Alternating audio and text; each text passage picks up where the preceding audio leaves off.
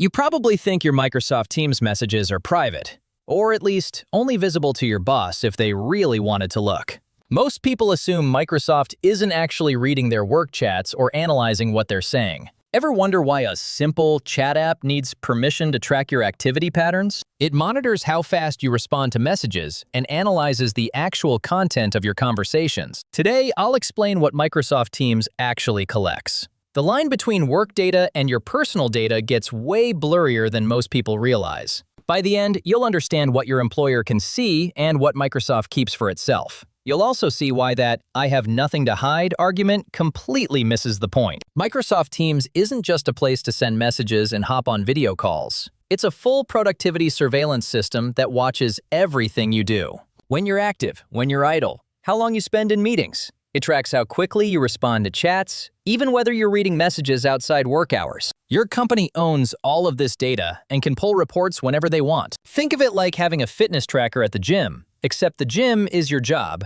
you didn't choose to wear it, and your boss gets the daily report.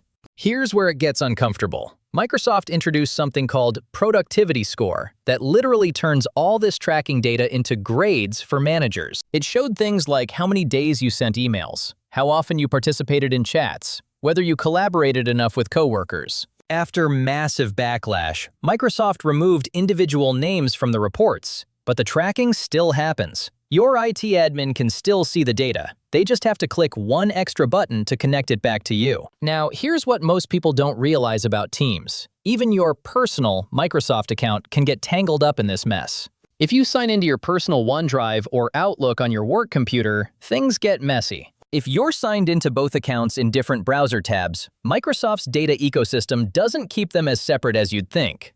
Your work profile and personal profile can share cookies, telemetry data, and usage patterns. Your boss could potentially see you were active on personal accounts when you were supposedly too sick to answer work emails. But wait, there's more. And this is the part that almost nobody knows. Microsoft uses the content you create in Teams, Word, Excel, and other apps to train its AI models. This happens unless your IT department specifically opted out. Most organizations have no idea this setting even exists, which means they definitely haven't turned it off. Every document you write, every chat message you send, every presentation you build, it's all potential training data for Microsoft's Copilot AI. Your company's confidential product roadmap, your team's internal complaints about leadership, all of it becomes fair game. Your half-finished draft email where you vented before deleting it and writing something professional, that becomes training data too.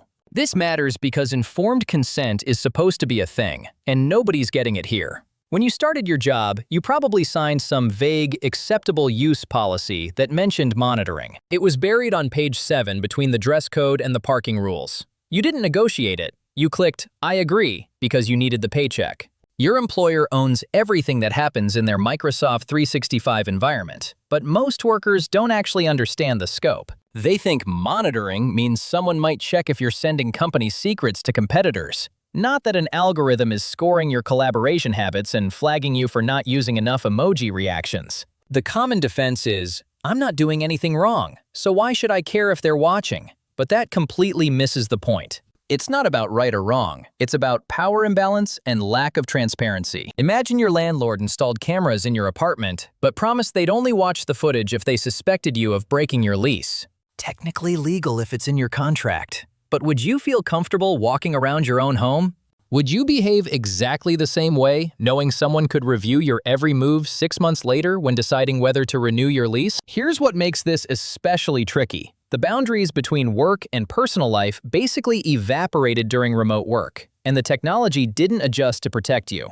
You're taking Teams calls from your bedroom, sending after-hours messages from your couch. You're responding to your boss while you're supposed to be on vacation because the notification popped up on your phone and now they know you saw it. Teams tracks all of it. When you're online, when you set yourself to away, when you're active in the app, even if you're not sending messages. Some companies use this data to measure engagement and commitment. You thought you were just checking one quick message at 9 p.m. to clear your notifications. But your manager's dashboard just logged that you were active outside business hours. Now they're wondering why you can't stay an extra 30 minutes for that meeting tomorrow. And here's the kicker. It's not just Microsoft doing this. Slack does similar tracking. Zoom records and analyzes meetings. Google Workspace monitors your activity. This is the new normal for office work. Except nobody ever sat you down and explained exactly what you were agreeing to.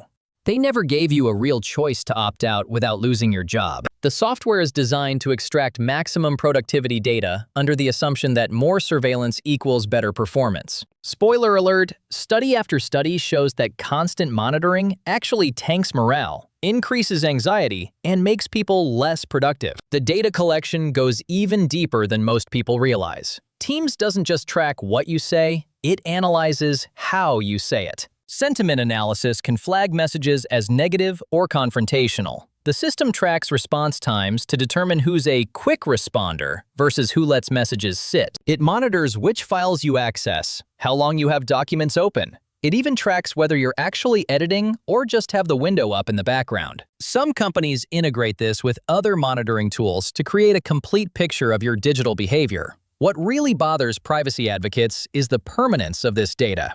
Unlike a conversation in the break room that disappears into the air, everything in Teams lives forever in backed-up servers.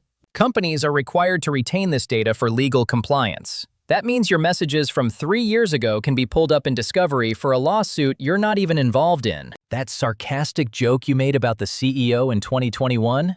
It's still there. The complaint you shared with a coworker about feeling discriminated against? That's preserved forever too. The moment you told your team you were interviewing elsewhere, all of it remains, time-stamped and searchable. So what should you actually do about all this? First, never sign into personal Microsoft accounts on work devices. Keep them completely separate. Different browsers, different computers if possible. Second, assume anything you type in Teams is permanent and visible to your employer forever, because it is. Don't vent about your boss in work chat. Don't complain about company decisions. Don't send anything you wouldn't want read aloud in a meeting 6 months from now. Third, ask your IT department directly whether your organization has enabled productivity score tracking. Also ask whether they've opted out of Microsoft's AI training data collection. Most IT staff won't even know what you're talking about, which tells you everything you need to know about how much thought went into protecting your privacy. Fourth, check your team's status settings. You can adjust how long it takes before you're marked as away. You can manually set your status instead of letting the app broadcast your activity in real time. It won't stop the back-end tracking, but at least your coworkers won't see the exact second you stepped away from your desk. Fifth, have work chat apps on a separate device from your personal phone if you can swing it. If you can't, at least turn off notifications outside work hours so you're not constantly tempted or pressured to respond. The bigger issue is that we've normalized workplace surveillance to a degree that would have seemed dystopian 20 years ago. We accepted it piece by piece. First, it was just email monitoring, then internet filtering, then badge swipes tracking when you enter the building, then productivity software logging your keystrokes, and now it's AI analyzing the sentiment of your messages and scoring your collaboration worthiness. Each step seemed reasonable in isolation, but add it all up and you're working in a panopticon where the assumption is guilty until the data proves otherwise. To recap, Microsoft Teams tracks when you're active, how you communicate, how quickly you respond. It analyzes the content of your messages to generate productivity metrics for managers. Your employer owns all of this data and can access it anytime, forever. Your personal Microsoft accounts can get entangled with work accounts if you're not careful about keeping them separate. Microsoft uses your work content to train AI models unless your company specifically opted out, which most haven't. The "I have nothing to hide" argument misses the point entirely. It's about informed consent, power imbalance, and the fact that constant surveillance changes how you behave even when you're not doing anything wrong. So here's the real question. If your employer tracked every bathroom break and every casual hallway conversation, you'd call that invasive. So why are we okay with the digital equivalent just because it happens through software we barely understand?